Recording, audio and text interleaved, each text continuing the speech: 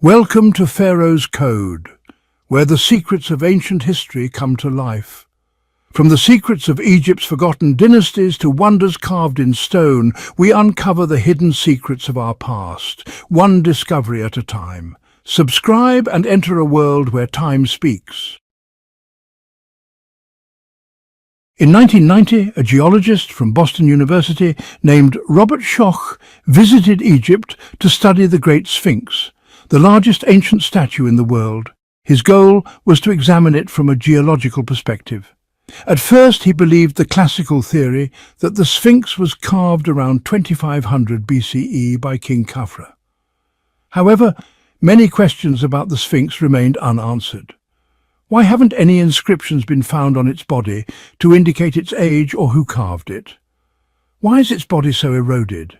And why is the head disproportionately small compared to the body, despite the advanced skills of ancient Egyptian sculptors?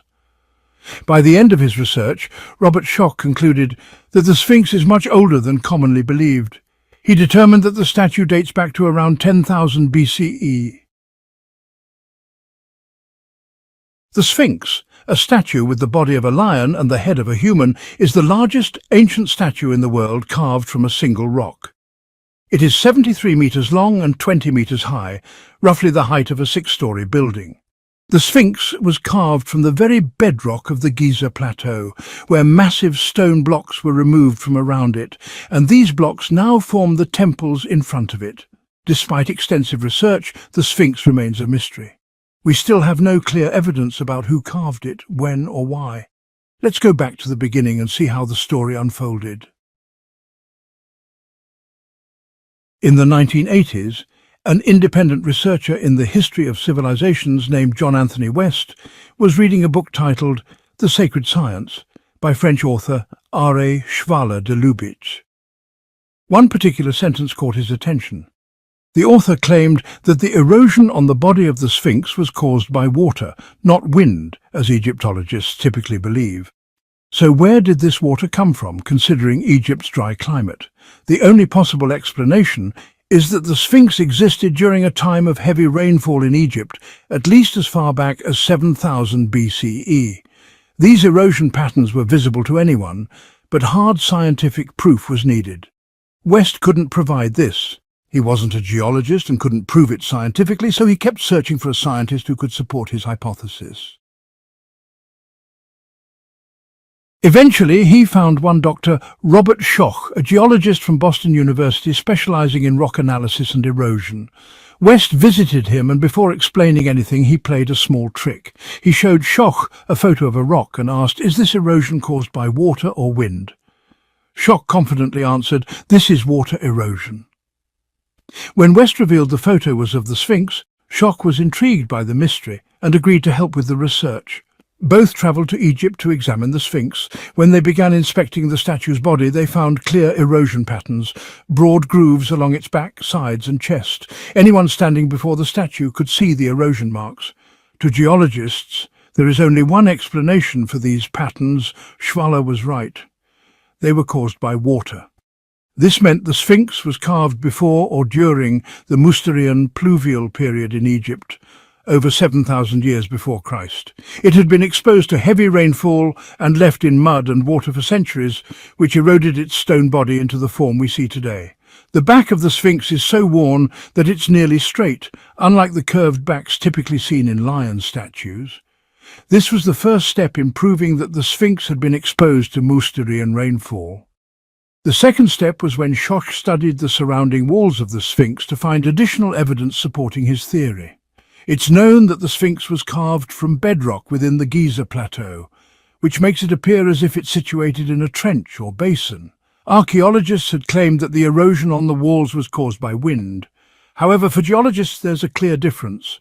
Limestone layers are stacked, harder layers over softer ones. Over thousands of years, wind erosion removes the soft layers and leaves the harder ones intact, forming horizontal patterns in the rock. This can be observed in the tombs and structures throughout the Giza plateau. However, rainfall erosion takes on an entirely different form. Circular, vertical grooves begin to form in the rock, and over hundreds or thousands of years these grooves deepen and become distinct. So when we look at the walls surrounding the Sphinx, we find that they have been completely eroded by rainfall. This was the second major piece of evidence. Ecological evidence supporting the theory of the Sphinx's existence before climate change. The shock did not stop there, and researchers continued searching for more evidence. Seismic studies were conducted around the Sphinx. The goal of these studies was to understand the structure of the rock beneath it. Much like how a ship's sonar system is used to measure the depth of the seafloor for safe navigation, 4 sensors were placed around the body of the Sphinx. One of the team members would strike a metal plate to generate sound waves. These waves travelled through the ground and bounced back to the surface, and their speed was measured. By measuring the speed of the returning sound waves, researchers could determine the shape and density of the rock beneath the Sphinx. If the rock was solid, the sound would travel faster than if the rock was weathered or degraded. After analysing the data, they discovered that the depth of the weathered layer beneath the Sphinx was significant, reaching up to 3 meters in some areas. An upper weathered rock layer and a lower solid layer. Such a depth of erosion would not occur from just 10 or 20 years of rainfall. No, it would require hundreds or even thousands of years of heavy rainfall. This was a crucial new point in proving that not only the body of the Sphinx and its surrounding walls had eroded, but that even the rock layer beneath it had eroded due to prolonged rainfall. And such erosion cannot occur in a desert climate. It requires a rainy one. There are 2 temples in front of the Sphinx. The first is called the Sphinx Temple, and the second is the Valley Temple. The stones used to build the Sphinx were also used in constructing these temples. Builders extracted large blocks of stone from around the Sphinx while carving it. These blocks formed the foundations of the temples. As we can see, these stones were eroded by water in the same way the Sphinx was. Along the path between the 3 pyramids, signs of erosion can also be seen on many exposed large stones. This is just a sample of thousands of similar stones.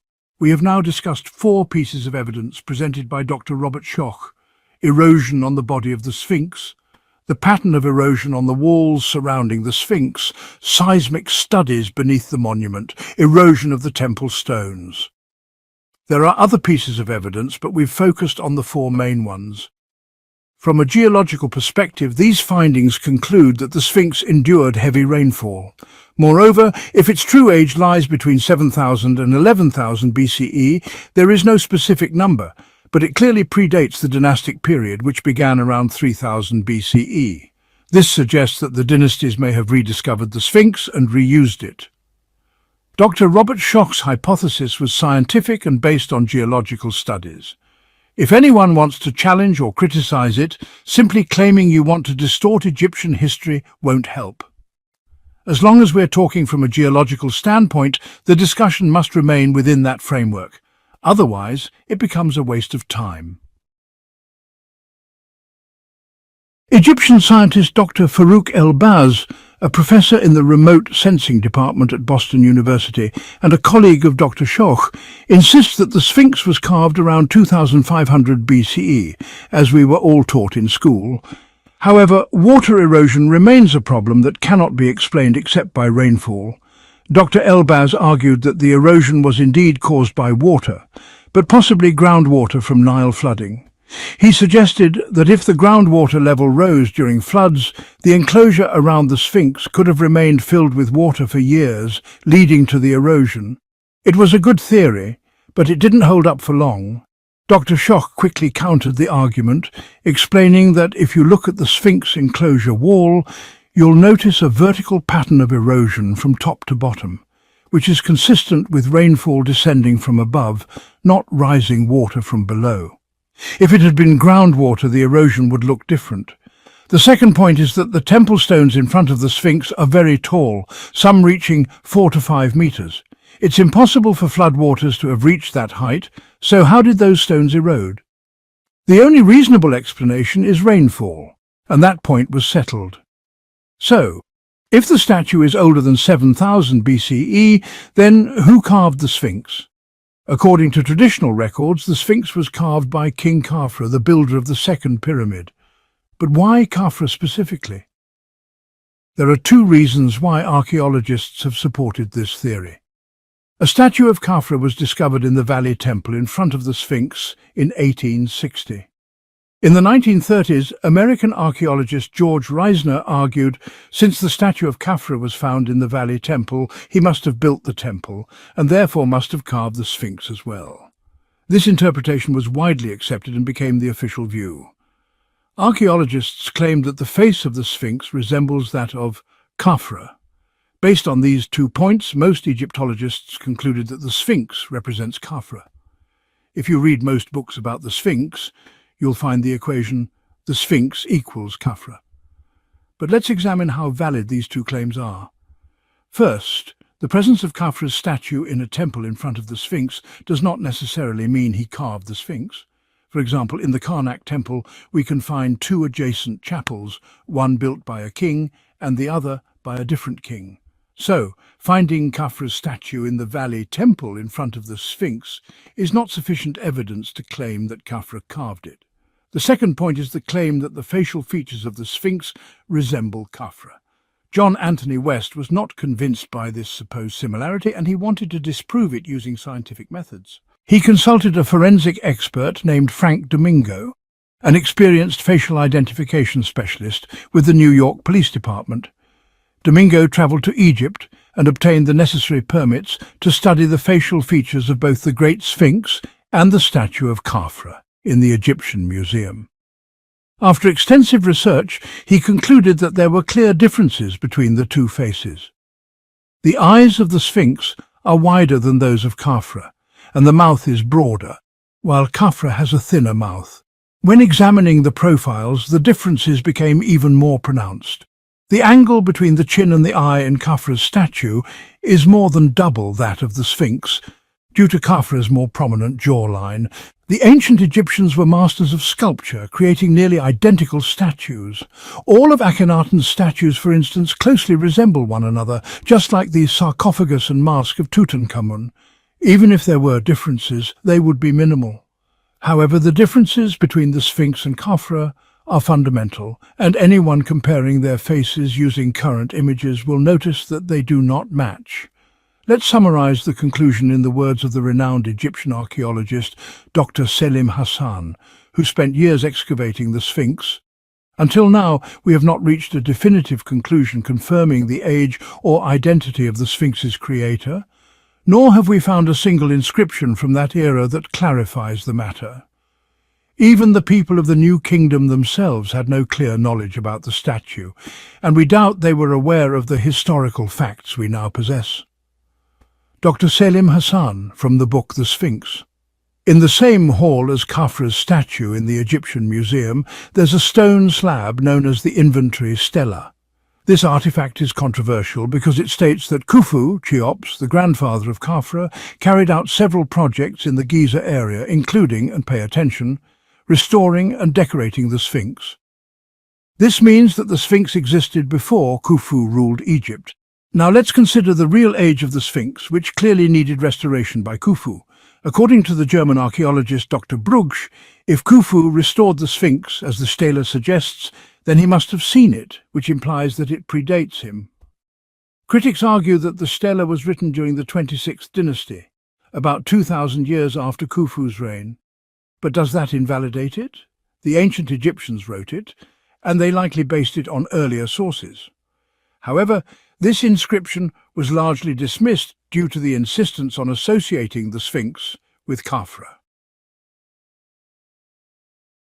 Another important point, why is the head of the Sphinx so small compared to its body? When viewed from the side, the head appears disproportionately small. Other Sphinx statues in the Egyptian Museum are well proportioned and aesthetically balanced. Does this mean the Great Sphinx is an exception? Here, Schoch and West introduced a revolutionary idea. The head of the Sphinx is not original.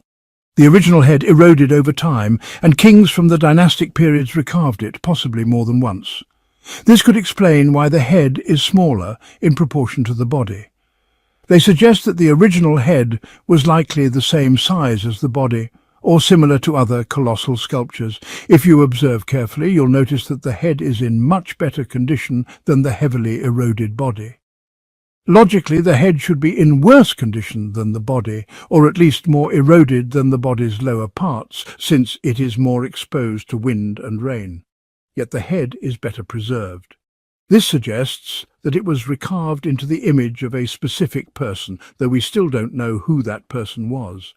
There's an ongoing debate over whether the original Sphinx had the head of a lion or a human. But one thing is certain: the current head is not the original. Like many other monuments in Egypt, the Sphinx still holds secrets waiting to be fully understood. The restoration and the mystery of the Sphinx's origins. The Sphinx has been restored during various historical periods. It was first restored by the New Kingdom, then by the Ptolemies and the Romans. Over the last 100 years, modern efforts have also been made to repair and preserve it, and restoration work is still ongoing today. The visible repair stones on the statue do not necessarily indicate that it was restored by the 4th dynasty. In fact, the statue may be much older.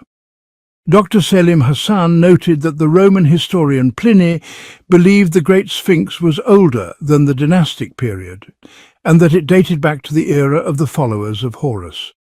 Gaston Maspero also recorded that the Great Sphinx served as a guardian in the far north since the time of the followers of Horus. Some scholars and historians support the theory that the Sphinx predates the dynastic period. Is there only one Sphinx, or could there have been more? According to legend, a young Egyptian prince went hunting and decided to rest in the shade of the Sphinx's head. As he slept, the Sphinx appeared to him in a dream and promised him that he would become king if he cleared away the sand that had buried it. The prince eventually became Pharaoh Thutmose IV. True to the vision, he removed the sand and built a protective wall around the Sphinx to prevent future burial by the desert. This story is inscribed on a granite slab between the Sphinx's paws, now known as the Dream Stele. What's curious about the stele is that it shows Thutmose IV presenting offerings not to one but to two Sphinxes. Could this be evidence of a second Sphinx?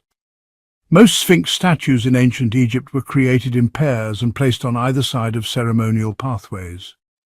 At the Avenue of the Sphinxes, for example, Sphinxes line both sides. You can also find pairs near Pompey's Pillar and in the Temple of Luxor on both the right and left sides, repeating the pattern in many locations. In 1920, Flinders Petrie, one of the earliest British Egyptologists, considered the possibility of a second Sphinx, especially since the Dream Stele hinted at it. He turned his back on the Great Sphinx and walked in a straight line westward, following the same axis in search of another one. He crossed the Nile and passed through Mahdi. Farmers were working their fields as he reached the edge of the eastern desert. Despite his efforts, he found no trace of a second Sphinx. Egyptologist Bassam el-Shamar also explored this idea. Based on communication with NASA, he suggested a possible location for a second Sphinx.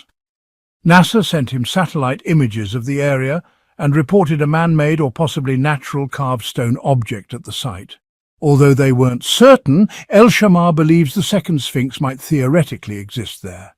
He published a book titled The Second Sphinx, which documents all the NASA photos and evidence. Unfortunately, due to lack of excavation permits, the project was abandoned.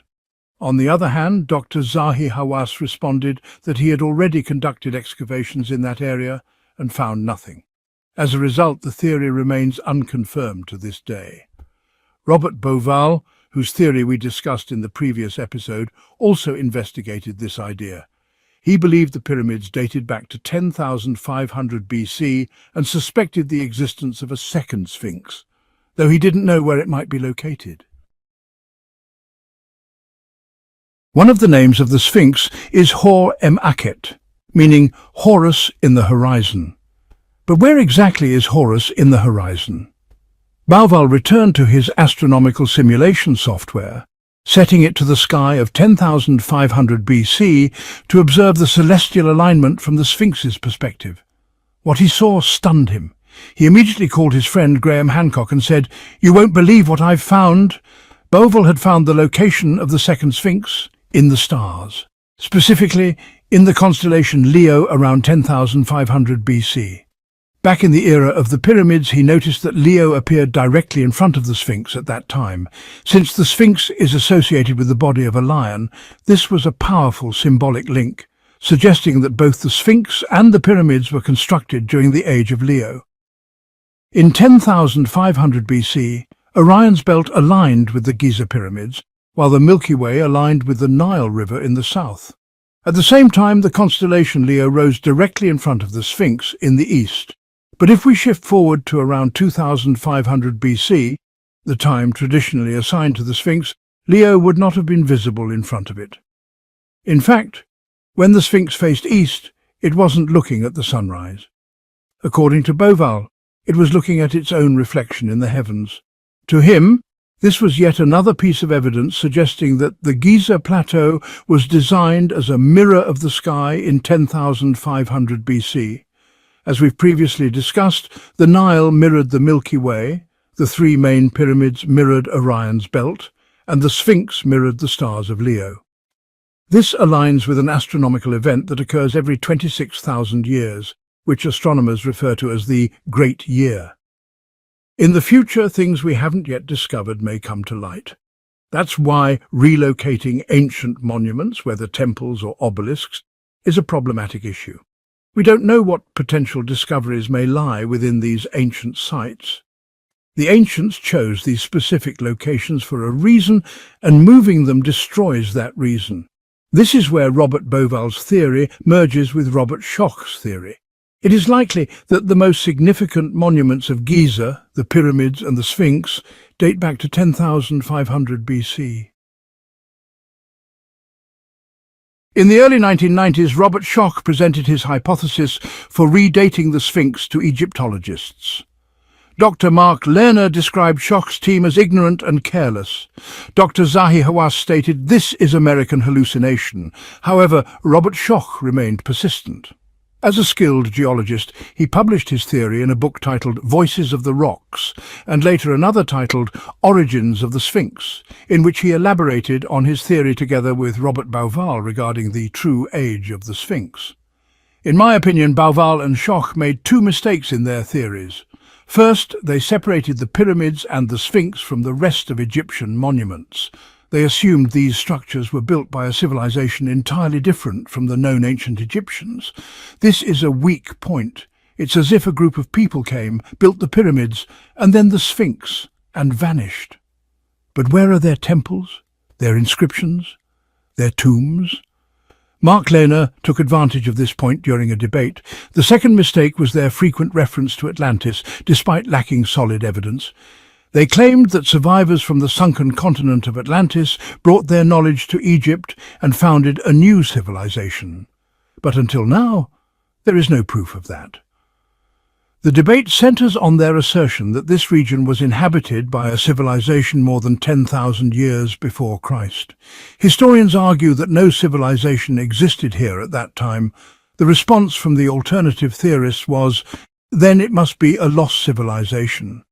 Until we know who they were, we'll call it the lost civilization. In its earliest stages, Egypt went through a period known as the Age of the Gods. Horus, the son of Isis and Osiris, was the last of these gods. He handed over power to a group of powerful kings and continued to protect them, marking the beginning of the era of the followers of Horus, or Shemsu-Hor. I believe that the kings of Shemsu-Hor were the rulers of Egypt's Golden Age. Their time coincides with the construction of the pyramids and the Sphinx. Most of the miraculous monuments we see, rather than those built by dynastic kings, were built by these early people. Although there are no exact dates for them, due to the missing years in the Turin Papyrus, today's figures are mainly estimations. Still, we know they existed before the dynastic period, and according to Eusebius, who cited Manetho, they ruled for no less than 5,000 years. After the emergence of Bauval's theory about the age of the pyramids, and Schoch and John Anthony West's theory about the Sphinx in the early 1990s, we can say two major viewpoints on Egyptian civilization emerged, two opposing schools of thought. The first is the mainstream view, the largest and most well-known. It includes prestigious individuals, heads of history and archaeology departments in universities, museum curators, official spokespersons for archaeology, and other prominent names such as Dr. Zahi Hawass, Dr. Mark Lehner, Dr. Rainer Stadelmann, Dr. Bob Breyer, Dr. Salima Ikram, and many more. This view adheres to the official narrative that has been published in references for decades. In short, they state that Egyptian civilization began around 3500 BC, and that the dynastic kings were the sole builders of the pyramids, obelisks, and temples. They used primitive tools for construction and carving, such as hammers, chisels, sledges, and wooden pulleys. According to this view, Egyptian civilization gradually collapsed over centuries due to political weakness, foreign incursions, and the invasions of the Persians, Greeks, and Romans, until it eventually disappeared completely. The second school of thought presents a very different story. You can find it in books labelled as part of the alternative view. Among its most well-known names are Graham Hancock, John Anthony West, Christopher Dunn, Robert Schoch, Robert Bauval, and many others, including several Egyptians.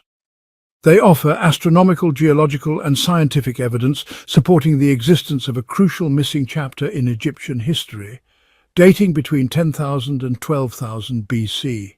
Moreover, they argue that Egyptian civilization reached its peak during that time. The builders of the pyramids, obelisks, temples, and giant statues were not primitive, but rather possessed advanced knowledge and technologies that we still do not understand. Furthermore, they argue that Egyptian civilization did not collapse gradually. It ended due to a sudden, catastrophic disaster. After this collapse came the dynastic period, during which the ancient Egyptians rediscovered and reused the statues, coffins, temples, and obelisks made by their predecessors. There is a wealth of evidence pointing to this disaster, with three key indicators. First, the overwhelming number of damaged temples, destroyed pyramids, and broken statues at most archaeological sites. Tourists often ask, why is everything broken like this? Clearly, the end was unexpected. It was more than just a Hyksos or Persian invasion. Second, many engineering projects were left unfinished. Pyramids, sarcophagi, or other structures that were never completed or properly placed, suggesting that their creators did not have time to finish them. Third, the loss of knowledge. We used to build pyramids and carve obelisks, and then all of a sudden we no longer knew how to build these structures or what their true purpose was. All of this will be explored in detail in the upcoming episodes. Naturally, the alternative view is attacked and accused of distorting the official story, but their arguments are filled with logic and reason. From childhood, we were taught, told, and read the mainstream theories. It's time we give the alternative view a chance. Let's hear what they have to say and how they think. See you in the next episode. After spending many years researching and investigating the origins and true history of Egyptian civilization, especially his search for the Sphinx, John Anthony West passed away in 2018. Next episode 4, the obelisks.